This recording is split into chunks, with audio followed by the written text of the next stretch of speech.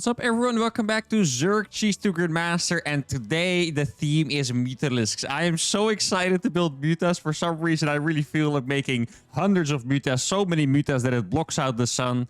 Though, thinking about it, if you look at the game, it feels like mutas more like float a little bit above the ground, like a kid that's holding like a balloon on a little rope than flying. So I'm not sure if that's gonna work. But anyway, our MMR, by the way, is super high. We are almost higher than Protoss Cheese to Grandmaster, and that is something that I didn't expect. I'm sure a lot of you didn't expect as well, but I think, don't want to jinx it, of course, but if we win 3 times in a row today, we will beat the Protoss Cheese MMR. Let's begin. All right, first game of the day is against Unix. Wait, we played against Unix recently. Oh yeah, in the Bomb Cloud episode. Was it the same map too? No, we did play this map in that episode, but it was a different map in the game against him. Yeah, we played against him with the Bomb Cloud. I remember that was a very cool game. I remember being surprised that he was playing Bio and not Mech. Now, I have to say, guys, this is not really the map or the matchup I wanted to go Mutalisk in. It's kind of weird because I feel like the Zork cheeses I do and the Protoss cheeses, and I don't know about the Terran cheese, I'm not so sure, but definitely Berserk and Protoss, I'm always kind of playing against Terran. I'm always like, yes, let's torture some Terrans, right? But this time, like I wanted to go for like a link drop into Mutalisk, but the link drop is probably the weakest against Terran. I really don't know how it happened that build became stronger against Zerg than Terran, by the way. Like, I don't know what kind of crazy invention I made for that to be possible. But anyway, that is what's been happening over here. So, well, I do have to say, this map does have kind of like a sneaky back area where you can drop. Could I maybe use that in any way for my link drop? That'd be very cool. Now, if I get to play mass muta, that would be awesome. Now, obviously, I still want to rush it because it's just the spirit of the challenge, right? So what my plan was, instead of doing the typical double link drop into Hydras, I'm going to go for a double link drop into mutas and then hope that I somehow don't get punished, because I imagine I could totally get punished by, let's say, if you play against 2x Reaper or 2-on-1. If they go for, you know, 2 medevacs with 60 Marines with Stim, and I'm there, you know, rushing 8 Mutalisks with +1 attack, I don't know, maybe I'm just being a little pessimistic there, but I don't really see that as a good situation for us. So let's see. I could also no, I think the map is a little bit too big. Another option I was considering here is to go for the 4 link drop that I've been doing before, but I think this map is simply too big for the 3rd and 4th Overlord to get across. Like, actually, like, it's just gonna take too long. So I think I'm just gonna go for 1 Overlord here instead of the fast double. Park that somewhere in front of my natural. I've been trying to get better at that, by the way, like actually sending my Overlords to a useful spot. It's still, I feel like it's still gonna take me a long time. It's just one of those muscle memory things that you know, practice Zerg for 5 years, then you're probably going to be pretty good at it, but otherwise, your Overlords are mostly just going to be chilling in the middle of nowhere. I also still rally them across the map on accident, like all the time. Okay, so there's the base. Looks like a normal Reaper expand, I think, so I don't really have to be afraid of anything. I'm going to send a couple links over, just in case he sends his Reaper, like, across the map. Now, this map, you know, I felt like there was some potential here, but this is already not looking as good as well, because I need to load in the links here and fly all the way over there, right? Like, well, technically, maybe I could drop here, actually. Maybe that's not the craziest idea ever. Yo, could I maybe... I could maybe go for like a really... Oh my god, this would be the coolest move ever. I could go for a monstrous surround. Look at this. I could drop links here and come in with like 2 squads of links from both sides. Okay, that would be freaking cool if I could manage to pull that off. Yeah, I'm going to go in with this. It's going to be a good distraction. This queen is going to finish just in time, luckily. I'm going to attack this one. Let's see. Oh, I'm going to kill the Marine. And I'm going to kill the Reaper now too, I think. Yo, this is massive. This is absolutely massive here. He grenades himself. Oh my god, I'm popping off with just a couple links already. Now, what sucks for me is that he went for a bunker. Like, surrounding the bunker is pretty cool, I guess, but it's also not really the most meaningful thing ever. I wonder... Wait, guys, this is actually a sick plan, I think. Check this out.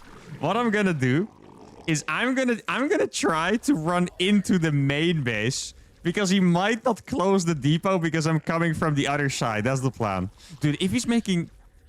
Wait, if he's making a bunker, he must be going for like a Marine-based strategy, I want to say. Oh, I'm so curious now. Let's see. First, I'm going to try to run it to the main base. If he has Hellions, it's going to be really sick. Oh, wait, look. It's going to work, maybe. Oh, we're inside, but it's barely not enough. I'm going to surround this Hellion. I'm going to kill the bunker as well. I've killed this one Marine. Wait, how is this even... Okay, he's pulling a lot of workers there. I guess I'll just finish all the bunker in case. I want to keep microing instead of fighting right away. Keep in mind, I'm mostly trying to buy time. Wait, I'm just going to... Do you think he's going to realize? I wonder if he was even paying enough attention, you know? What if I just go straight into the main base? Now, keep in mind, he does have a lot of Hellions to counterattack with. That could be a potential problem. Oh, I'm going to kill some of those low HP. Well, I didn't click on the right one. I'm going to kill one here.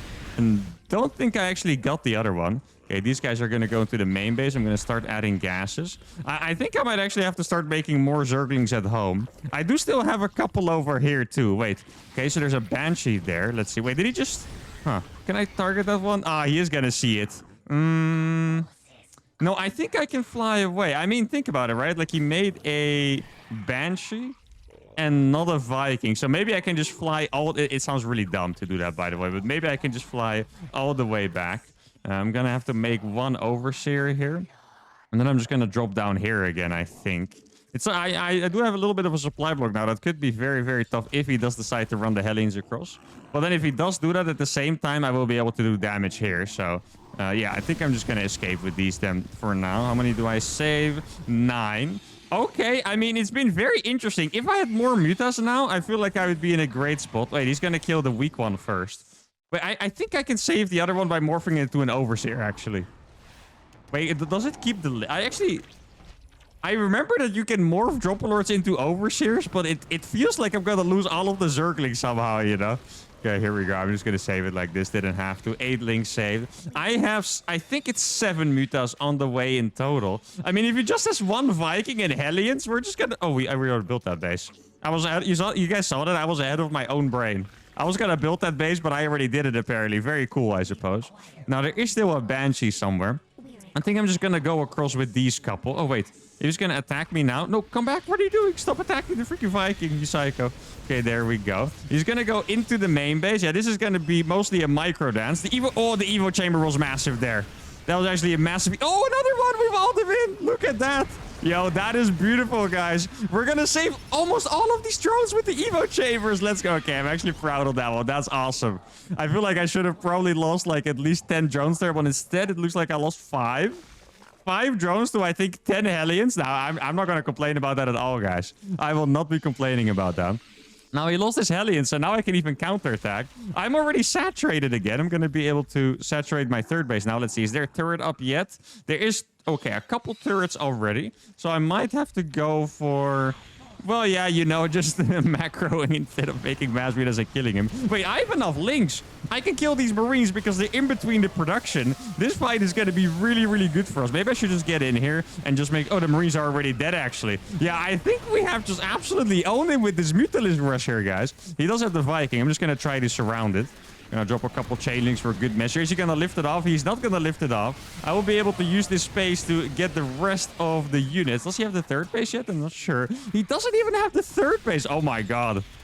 How hard have we owned him with this strategy, guys? That's pretty insane. Yeah, maybe I can kill the Banshee. No, I don't think I want to lose the rest of these Mutas for that. I'm just going to go ahead and build these extra gases over here. We are going to be so rich, and we're going to be able to build so many freaking Mutas. I also have 2 changelings, just 100% chilling there. Probably could use another queen.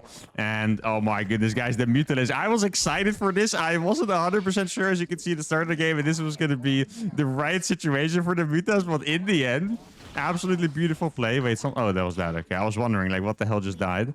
Yeah, guess we'll just one-tap the Banshee, and then I'll maybe kill that turret over there. Maybe I can force a stim, actually. Is he gonna stim? I don't think he wants to stim. Can I fight this, actually? I have +1, by the way. He doesn't have upgrades. Okay, this is pretty crazy by me. Oh, no, it's gonna work. God. Guys, do not try that at home, okay? That's a little bit crazy, maybe. And here's the thing. You know, he killed a couple drones, but if he killed a lot, maybe this would have been a decent situation. But now he does absolutely nothing. And there we go. 38 supply against 98. Units lost 2k ahead in favor of the Zerg. And that is something to appreciate. That's very, very rare. Terran is always going to be ahead in resources lost. by like 30%. Like Terran has to trade effectively. Zerg is more money. But the first attempt of playing mass mutas, 2-base muta works out very, very well. We absolutely destroyed him. Didn't even need a really big amount of mutas, which is where mutas are typically good in that snowball fashion. But that is a fantastic warm-up game. Let's keep it going. All right, game number 2 is going to be against the Protoss. Okay, now my strategy is gonna be pretty similar, though there's always gonna be like these subtle little differences, you know, that I'll have to pick out. Now, I have played against this guy before. It was not recent, so I don't quite remember what happened.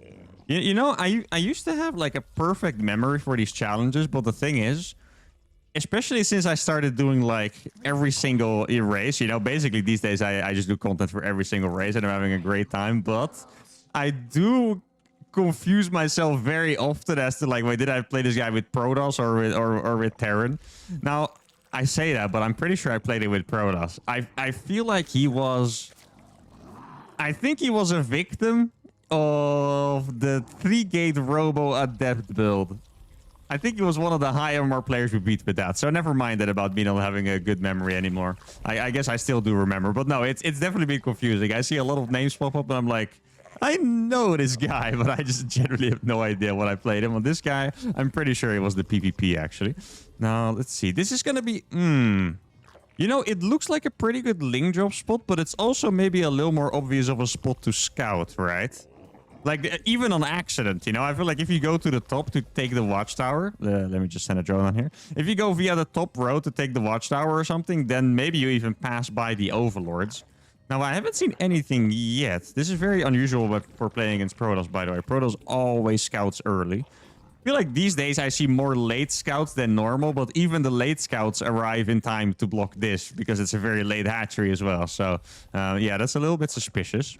I need to be on the lookout. I feel like there's definitely a decent amount of players that are enjoying doing the flower, the proxy 4-gate build against Zerg. So, you know... want to make sure I don't die to that. It's actually surprisingly hard to defend. I always thought it was a bit of a silly build. You know, like it's a build that I would do against Zerg if I don't feel like playing against Zerg kind of thing, right? But it's, you know, it hits like a truck, honestly. Like 7 zealots walking into your base and you're desperately trying to make a couple spine crawlers. It's not enjoyable, let's put it that way. Or well, kind of is, to be honest. Most games with StarCade are pretty enjoyable these days. Now, let's see what we have going on here. Yeah, there's no wall. Oh, wait, he could... Okay, before I conclude that he's cheesing us, I do have to do a little quick check as well, because this map does have a gold base. Yeah, the probe is already going down. Okay, this could totally be a fast gold base, and then he's going to wall that off. No, it looks like... Okay, it's a double gate play. In the main as well. Oh, wait, I think I get it. Right? I mean, it's actually not that complicated if I think about it. But the thing is, when I beat him with my Protoss, that was obviously the same account as this, right? So he just recognizes me. I wonder if he just was 100% sure I was going to go for like a fat proxy gate or something. Or maybe he's just a very strange player. I mean, it's also possible, right? No, wait. If I have these in the perfect position, I can catch him. Watch this. Here we go. The catch. Yes. Oh my. Okay. Okay. Yeah. All right, that's a wrap. No, it's not. But that's brutal. Yeah, I think he never expected me to have that many freaking units already. Because I went for the 1717, right? Like a slightly later hatchery, and now he might be trying the wall of the main base, but or wall of the natural rather. But I'm gonna be dropping in the main base. Now let's see, how many links do I have? I have 5 links to spare. Do I want to make the spire yet? No, I think it's okay. Let's see if there's a wall actually up. Yeah, so he has a wall there. Oh my god, this is going to be brutal for him. His economy is already pretty bad, guys, because he went for a freaking... okay, so it is an oracle. That means my economy is also going to be bad. Okay, this is going to get a little crazy here, because we're going to have to... you know, let's see who kills the most workers, I suppose. He is... Wait, that's a 4-gate he's going for. Oh, he's not paying attention at all, my friend. He's microing the oracle and he hasn't paid attention. I think he lost the oracle even. And there we go, guys. I think I did more damage. I'm not sure. He has 3 probes. I have 26. I think I did a little bit more. But yeah, as you can see, his economy was gonna be pretty awful anyway, right? Like even without me killing any workers, he was only on 21 workers. His base wasn't even saturated.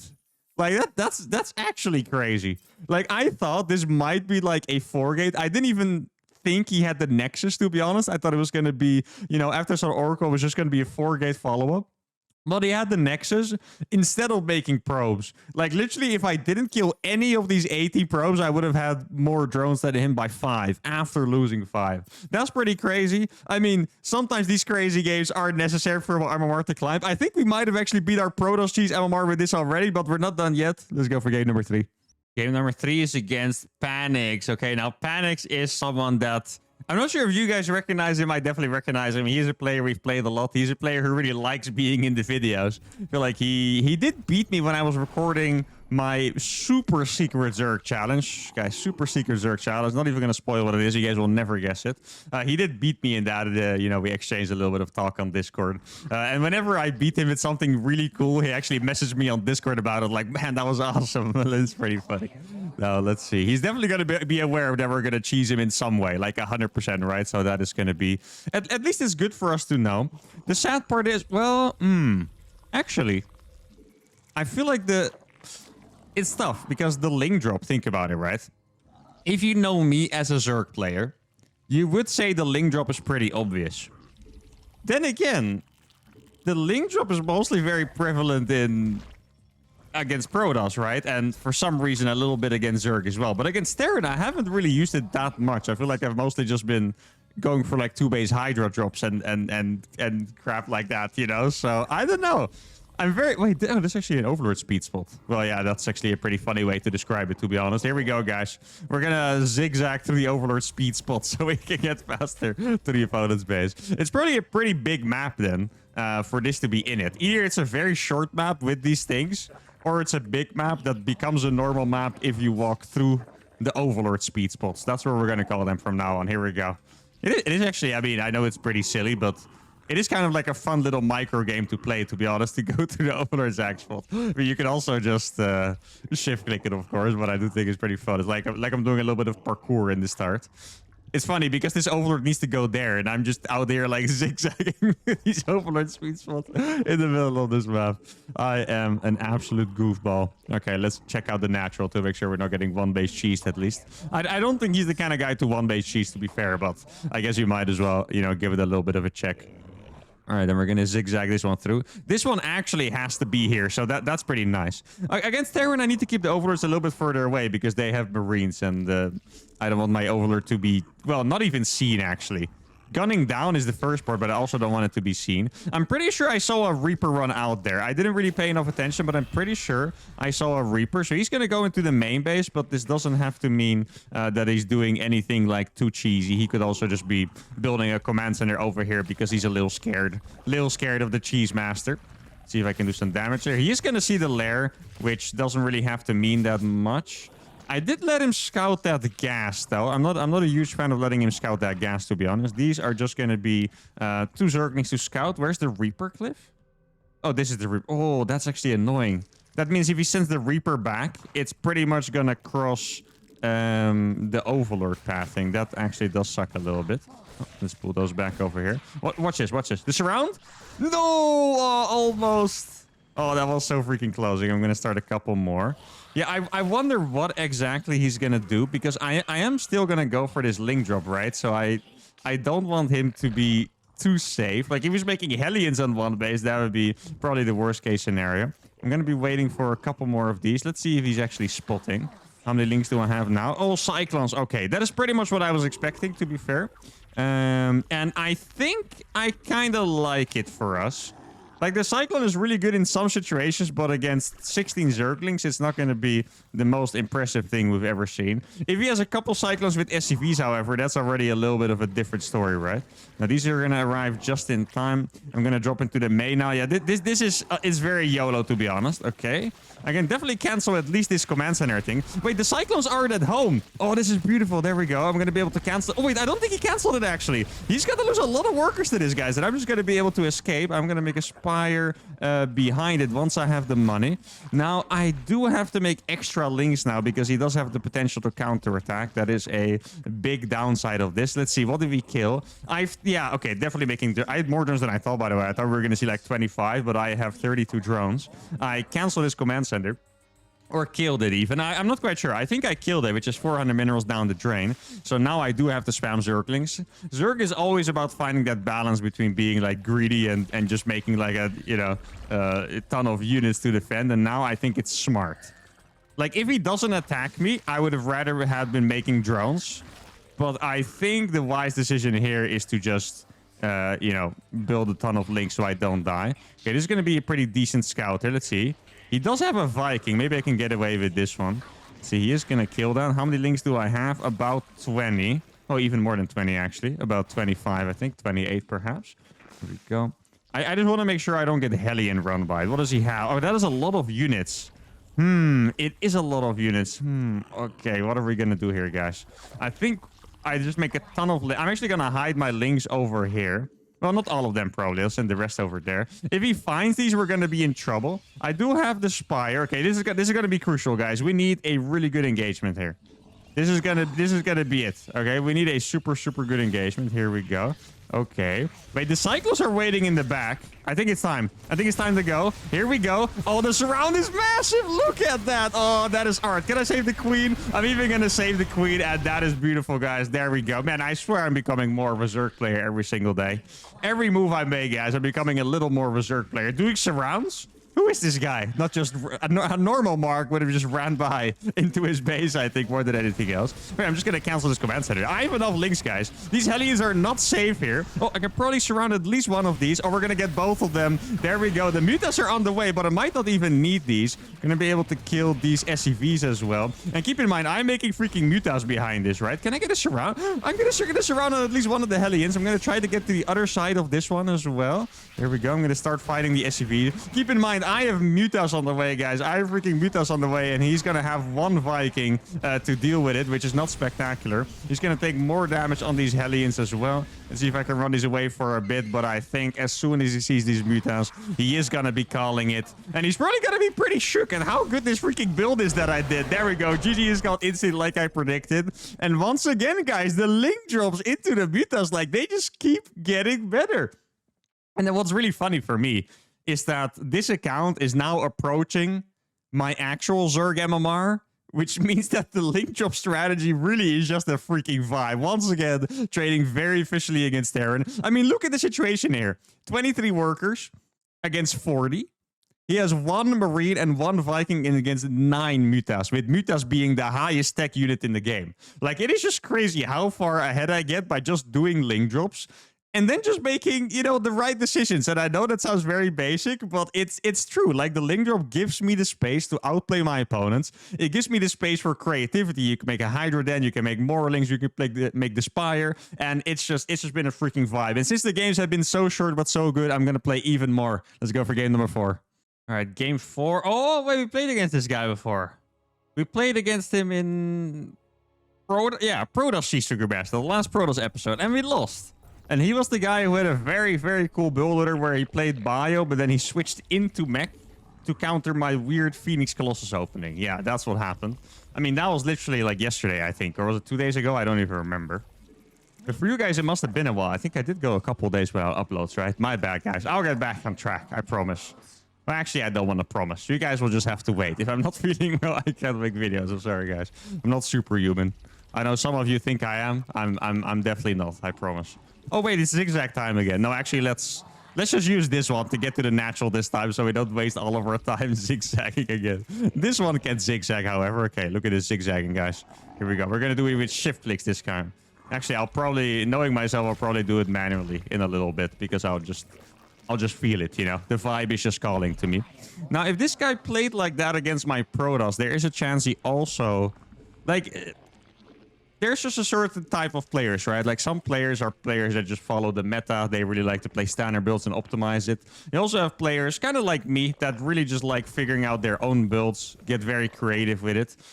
So if that, you know, if this person played like that against me as Protoss, I think he's also potentially gonna do something weird here. And with weird, I just mean something like not completely standard, right? Like his own build, being a little bit creative. Maybe going for like a bio mech switch again.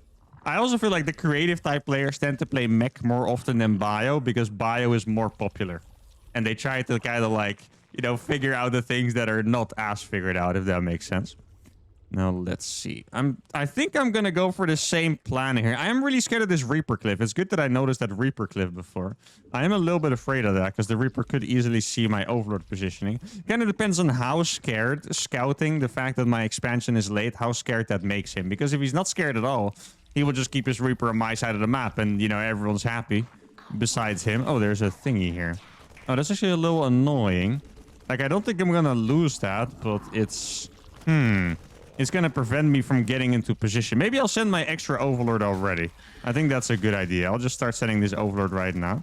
Yeah, he's going to do a lot of damage to this, actually. If he went for 2 Marines, at least I hope this is a freaking Overlord hiding spot. Okay, there we go. I'm still going to shift it around. Oh, I did forget, but my Overlord is going to be low HP now for the drop as well. Like, it didn't really feel like the biggest problem ever, but that could definitely be a problem. Now, thinking about it, guys, the fact that he went for a really fast Marine could mean he's not even expanding. Okay, it's definitely possible. Okay, so there's no expansion there. It's just going to be like a brutal... Yeah, okay, that's...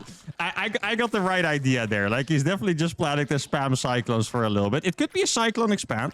Doesn't necessarily have to be some crazy Cyclone all in, right? But it's definitely going to be some kind of an attack, probably. Unless he decides not to after noticing that I scouted him. I'm going to make a ton of Zerglings. And... Oh, wow, we actually found it. No way. Oh, let's go. Not bad, guys. I swear I'm a Zerg player. It's calling to me.